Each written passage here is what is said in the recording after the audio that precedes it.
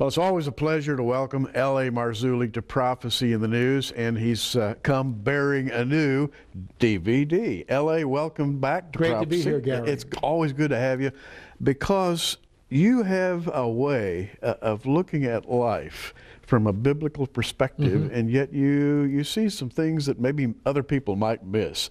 What's going on today? Oh, I appreciate that. Well, in Watch the Street, it's called Fingerprints of the Supernatural. And here in the Western world, the supernatural is sort of almost a taboo subject.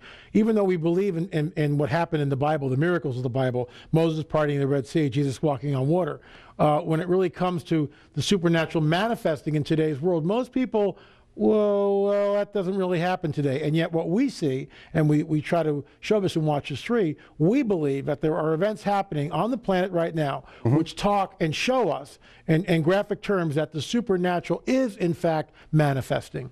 Absolutely. Now, we read in the Bible, several places in the New Testament alone, that tell us about signs in the sun, moon, and stars as we reach that critical period prior to Christ's return. We have seen a number of solar phenomena. I don't know whether you're aware of this. Well, I should say I know you are. But the sun has been acting peculiarly for several years now. And people have been watching solar terrestrial emissions, you know, the coronal mass ejections and all kinds of strange phenomena. And then there have been comets plunging into the sun. Sure. And photographs of that actually having taken place. And then we remember Comet Ellen, and people are just sensitized right now to the things in the heavens. And you've been watching the sun too. And what's interesting about that, with all the CMEs and Comet Ellen and comets crashing into the sun and all sorts of phenomena that's happening out there, meanwhile, here on Earth, people are photographing what appears to be two suns in the sky, which begs the question, how can that possibly be? And yet, some of these are lens flare. Some of them are caused by reflections off of windows and mirrors. We get all that. But there's several of them that appear to be real. There's something up there that's next to the sun, which is a luminous object. And not only two suns, or what appear to be two suns, but also there are objects that appear to be close to the sun. Yes. And we now have incredibly sophisticated satellites in orbit that can actually shoot movies of things circulating around the sun where we might have missed it in times past.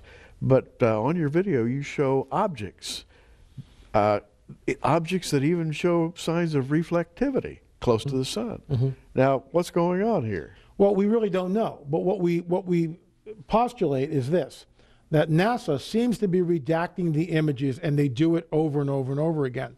But there are some images which leak through. One in particular that Standeo addresses in Watch the Street. There's a black spot which comes like this and goes around the back of the sun and then reappears about 2 days later. In Standeo's words, whatever this thing is, it's moving very fast. Now, Standeo is a Christian. He's a scientist as well. The man actually, I think, is quite brilliant. He is, absolutely. And a mathematician, and has observed these phenomena, and you have quite a conversation in the video. I've been privileged to watch the video, and believe me, you're going to, you know, have some awakenings. Standeo is talking about this. You used the term redaction a minute ago. That's a fancy word for censorship. If you cover something, blacking out the images with a black magic marker or whatever. Or whatever. Yeah. And why would they be doing that? It's a really good question, and there's, you know, NASA never a straight answer, but we've looked into it with our limited resources, and we have no answer to that other than it appears to be that there is a deliberate obfuscation or redaction of what is appearing from the SOHO satellites. And so something is happening out there, folks. And of course, LA has already mentioned certain lunar phenomena in a previous video. Watchers too, sure. Now, some of the happenings that are going on today have actually been mentioned in the Torah. And you have a segment on the Torah codes and the experts in the Torah codes. Now, there are all kinds of people out there that claim to be experts, but there are a few who really are. And you've managed to interview a couple who really seem to know what they're talking about. Well, Professor Rips, Glazerson, or Rabbi Rips and Rabbi Glazerson, Professor Haralick, all weigh in on the Torah codes. And Torah codes 101 is just simply this, that years ago you would count let's say in the book of Genesis, and you would skip 50 letters and skip another 50 letters and do this with your finger. And what it would spell out would be Torah. And then you would go, let's say, to Deuteronomy and work backwards, right? So you're now 49 letters and it spells Torah. In the book of Leviticus, you skip 8 letters and it gives the name of the unspeakable name of Hashem, I am that I am. And that begs the question, is it just coincidence or is it something more? Again, fingerprints of the supernatural. Why I look at the Torah codes, it's like they should never in any way supersede the plain text that's there for everyone to read. I do find them interesting, and we have uncovered, Professor Rips and Glazerston and Haralick have discovered some unbelievable codes. Well, give us an example of some of the things they've uncovered. And by the way, they do appear in Watchers 3, and along with the method of obtaining these codes, which you'll find most fascinating. A very tight matrix. This is found over the plain text. Twin Towers, Bin Laden, cursed is he, and the number of the dead, which is from the plain text, really? Where Moses is out with the children of Israel in the Exodus, okay? And it says 3,000 were killed that day. Where Dathan and the ground opens up and swallows them. The number, in other words, the Torah codes tallied up the dead before we tallied up the dead. It was already in the Torah codes. Twin Towers, Bin Laden, cursed is he, and then 3,000 dead. Unbelievable. All the way back to Maimonides, and perhaps before, the Jewish intellectuals were saying that everything is written in the 5 books of Moses. Everything past, present, and future. All that ever was, all that is, and all that ever will be is written in the Torah. And people thought that was sort of a Jewish metaphor. They don't really mean that. It's just that's kind of a nice sentiment about the books of Moses. We're learning that maybe that was true all along. And what's interesting is when Christianity sort of uncoupled itself from Judaism in AD 70, when Titus came down and destroyed Jerusalem, that really severed that relationship. Yeah, and unfortunately, we miss, because we've been uncoupled, we miss all of that. We no longer have access to it. And what's great about Fingerprints of the Supernatural, and what we try to do in the Watchers series, is we sit down with different rabbis and discuss some of these things. And it's just fascinating at some of the answers that they come up with. Well, the Middle East right now is a hotbed of activity, and you have a segment devoted to the Middle East, and I don't even know how you can cover everything that's happening in the Middle East right now. It's like a tightly wound spring over there, isn't it? Well, it certainly is. The Middle East is the place to watch, in my opinion. Most of prophecy, specifically in the latter days, concerns Israel. It's the time of Jacob's trouble, not the time of Fred's trouble. And this is where we're going. How true. Recently, with the Arab Spring, we see country after country. And what's amazing about this, country after country toppling, and now Israel is at the position where it doesn't know within a 24-hour period who it is that they are dealing with. A perfect example of this is Egypt cutting off the pipeline, I think for the 3rd time, and they're not going to reconnect it. And Hamas in Gaza, Hezbollah in the north, the constant saber rattling, the shelling, the sorties that fly over. And then, of course, you've got, in my opinion, the hot button is Syria. Assad will not back down. Well over 3,500 people have been slaughtered. We show very graphic pictures of this, extremely graphic pictures, which are posted on YouTube. And we do it not for shock value. We do it to show what is going on. It's time to wake up. Remember, after the Holocaust, they showed the pictures of the concentration camps. It's the same thing. The brutality is unspeakable that is happening in Syria. American people need to understand that this is happening in real time. Get away from Dancing with the Stars, with all due respect, and the nonsense that's on some of the television shows, and look at what's happening in this world. Syria may become the hot button, which will ignite the war in the Middle East, the coming war in the Middle East. You make a very good point. Western Media have been ignoring this. They've covered the upper echelon stories, some of the sensational stuff, but they leave out the real meaning behind the stories. And so the Western reader doesn't really find out what's going on over there, which very much affirms Bible prophecy for the latter days. It's almost like reading prophecy to watch the Middle East. Yeah, in my opinion, it's like looking at Ezekiel 38 and Ezekiel 39, those 2 chapters which talk about that confederacy of nations which come up against the land of unwalled villages. Israel is a land of unwalled villages. There are no walls around Tel Aviv. There is a fence to keep the Palestinians out of Jerusalem. I get that, okay? Yeah. But it's still an unwalled city. And what we see is the stage, in my opinion, is being set for the Ezekiel 38-39 war. This thing is screaming at us. It's looming on the horizon, and yet most people are distracted with 2012. Look over here, why the real stuff is happening in the Middle East right under our noses. Now, before we run on too far into the area of the news, your video also starts out with a phenomenal story you've been covering, but you've got a lot more of it now. And this involves a doctor by the name of Dr. Roger Lear, and you've been talking about a strange subject if you've never heard it before, but believe me, after you've heard it for a while, it's no longer strange. It has to do with people who claim to have been implanted with strange little implants. Commonly, you find these under the terminology alien implants. Well, you go straight to the source about this, and I think you've done some of the most amazing work. Appreciate that. In this new video. What's amazing is, first of all, for the skeptic out there, these people that have these things removed don't want any notoriety. They're not getting paid. They just want them out. The surgeon who was conducting the operations was a total skeptic. In fact, when he was told about this the first time, he got up and walked out of the room. He had to be coaxed back, coerced back in, sort of. And he figured, well, it must be a BB or a piece of wire or whatever. He performed the operation. Much to his surprise, he found an object.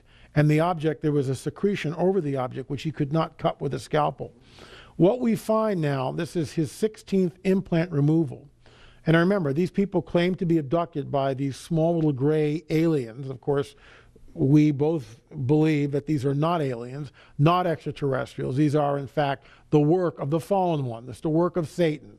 Can't say it any plainer than that. But it's part of what's coming, this great deception that is coming. To cut to the chase, he took this implant out, and he took it to a machine shop to try to cut it open.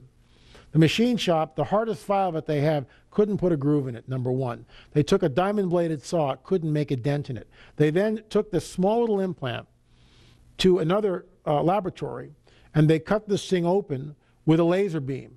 Inside, they find carbon nanotubes. And this little chip, whatever it is, and whoever's ever making it, is running what we believe may be a clock speed of 300 gigahertz. Our fastest computer on the planet is 3.5 gigahertz. This thing is running almost 300 times, or 100 times faster, rather, than anything we have on this planet. It is, in fact, a supercomputer, in my opinion, and let me put it this way. I asked Dr. Roger Lear, I said, Dr. Lear, what do you think this thing is? Now, he's got no Nephilim dog in the hunt, no end-time eschatological dog in the hunt. And his answer is just simply this. It's changing the person's DNA, just like that. I think it's changing the person's DNA. And I was taken completely aback by that statement. If all this is true, you've got the implants, you've got testimony of people who are scientists, basically. Sure. What does this mean? Who's putting the implant in there, and what do they expect to gain, et cetera? Well, it takes a minute to download the information. And I actually talk about this in the new book, The Cosmic Chess Match. But basically, it's this. We're told in the book of Revelation that men will not be able to buy, sell, or trade. We all get that. We all look at, let's say, digital angel and go, could be the mark of the beast. Yeah. This is something that's so far beyond that, because in Revelation, we get the scriptures which tell us, number one, that anyone who takes this mark immediately, the buy, sell, or trade thing we get, but anyone who takes this mark, there is judgment there. And the judgment is they are immediately thrown into the lake of fire, which really seems harsh. And it is harsh, unless there's something else going on. A little further in the book of Revelation, we read that men will seek death in those days and not find it. Could the two somehow be connected, like Psalm 22 and Isaiah 53? No one ever thought to overlay those two scriptures. But when we overlay those scriptures, we see it's talking about the same event, the crucifixion. Could it be that you won't be able to die in those days? Men and women will seek death and not find it, because this implantable chip, which enables you to buy, sell, or trade, will in fact do two things. It will extend your lifespan 500 years, disease-free, perhaps, and it changes your DNA so that you become Gibborim, as Tom Horn would say, or as I would call it, Nephilim. And that would figure into two things. It makes us understand why the judgment is so severe and the finality of that judgment. And it also ties back into Matthew 24, where Yeshua, Jesus, tells us it will be like the days of Noah. And what differentiates those days of Noah from any other time, in my opinion, in all of history, is the presence of the sons of God, B'nai Elohim, the fallen angels, messing with the genetics, creating the Nephilim. It's here, in my opinion. And our own scientists are now able to manipulate genes. Sure. As though all of this has waited for a certain moment in history to happen at once. So it's no longer unbelievable if I should say something is modifying your genetics. It's perfectly believable that someone else would be doing it. Sure, why not? Because our scientists are doing it. Mm-hmm. And by the way, I think that may have some detrimental qualities, but that's another story, which we could talk about. Genetically modified fruits and vegetables and livestock and so forth and so on. Heaven only knows what the outcome of that will be. In Watchers 3, it's kind of fascinating. We think of Bible prophecy as being the most lucid, the most sensible way to study prophecy, but there are other people out there studying prophecy too. There are pagan students of prophecy. You mentioned some of those, the Inuit, the Hopi Indians, in Watchers 3. Talk about some of the things that they are predicting. What's amazing is the Inuit, who are indigenous people around the Arctic Circle and north part of Alaska.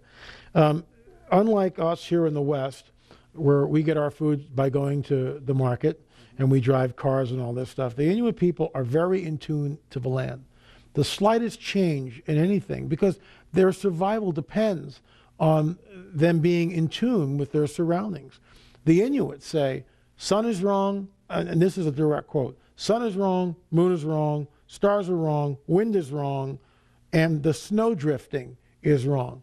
Now they're telling us this for the first time. They stated it publicly. We have it in Watchers 3, Fingerprints of the Supernatural. Why are the Inuits alarmed at what's going on? They've never seen it like this. So you've got indigenous people who, when they wake up in the morning, they look up. They don't, hit the coffee maker and read the morning paper. They come out of wherever they are and they look up and they survey their surroundings and look at the day. And what kind of a day is this? Look where the placement of the sun is. Feel the wind. Because they're about to go out into this environment. They're in tune with nature, not like we are. And they are giving us a warning, which I believe is very dire, talking about everything has changed. It's not like it used to be. Fingerprints of the supernatural. Most interesting indeed. So people who are sensitive to nature then are sensitive to change. And it's fascinating. The Bible does talk about changes in the natural world in the latter days. It talks about floods. The flood shall lift up their heads. You see that phrase in Scripture several times concerning latter-day events, and you document some of that. There has been rather abnormal flooding and earthquakes, by the way. Absolutely, sure. We here in Oklahoma have become sensitive to earthquakes, having had some big shakes around here, which is unusual for us, and people are coming to me, L.A., and saying, is this a biblical sign of the end? Well, what can I tell you? Jesus mentioned earthquakes in divers places as a sign, and if Oklahoma isn't a divers place, I don't know what is. And let me add to that. What's amazing about this is when Yeshua Jesus writes that prophecy or speaks that prophecy almost 2,000 years ago, there's no way to track any of this before the modern era. In other words, if I lived in London, let's say 300 years ago, and there was an earthquake in Oklahoma, I wouldn't know about it. Now, my USGS and my disaster alerts and everything else gives me anything over 6.0. It's right there. So for the first time in all of history, we are linked and synced up together. We can track the birth pangs. And here's a little aside for you people who watch prophecy in the news. We're located in Oklahoma City.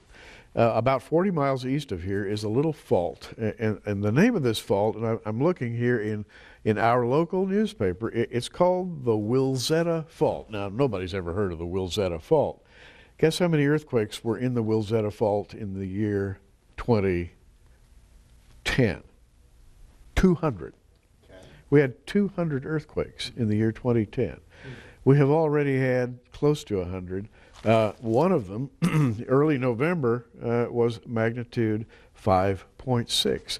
And I Big shaker. I have to tell you, it was the loudest noise I've ever heard. My house shaking.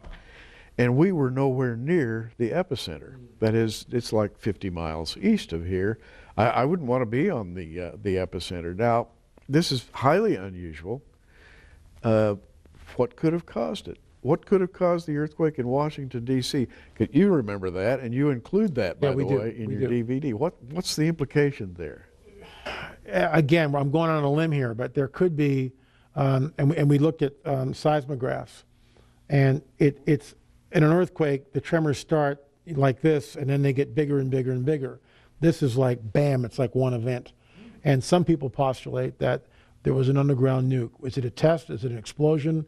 Was there some sort of an underground battle? We don't know. There's no way to vet this. What we do know is that this earthquake was sort of unprecedented and very unusual for that region of the United States. And shortly thereafter, this gigantic sinkhole opened up in Virginia. Are the two somehow connected? We don't know. Is God speaking to man? I think he is. Is he sounding loudly and clearly? Yeah, I think that's the general tenor of LA's DVD, Watchers 3. God is kind of raising our consciousness a little bit. He's saying, okay, it's time to sort of look my way, folks, because big things are about to happen. And listen, when I watch Watchers 3, I'm convinced that big things are about to happen. Earthquakes. We are constantly these days assailed with food crises and food scares and famines, and people talking about not being able to obtain some vital supplies and so forth. That's another warning that Jesus gave us, famines for the last days. And this is what really touched off the Arab Spring. Most people aren't aware that the rise of commodities, food prices in Tunisia sparked the riots. This man couldn't afford to feed his family on $3 a day, and he set himself on fire in desperation. From that, the whole thing blew up, no pun intended, into the Arab Spring, and this is what we see happening all throughout the Arab region. Spring may become a nuclear winter. Yes. Unfortunately, it looks like we're headed that direction. L.A., we've got about a minute left. What are you watching now? Well, we're actually talking about doing Watchers 4, which will be sort of an expose on the Nephilim. And it's a rebuttal to the History Channel's Ancient Aliens program, with all due respect to them, and other paradigms which are being promulgated. So we're going to start working on that pretty soon. Richard Shaw and myself. Well, the message is the time is growing short. If you don't know the Lord Jesus Christ, you need to avail yourself of his saving grace. Ask him to come into your life. He loves you. He'll come. He'll save you. If you don't know how to pray or don't know how to ask Jesus to come into your life, my advice is look up a Bible-believing Christian, and he'll be more than happy to lead you to the Lord. Right, Amen. L.A.? Amen. All right. It's been great having you here. Great to be here, Gary. L.A. Marzulli. I'm Gary Stearman. And keep looking up, everybody.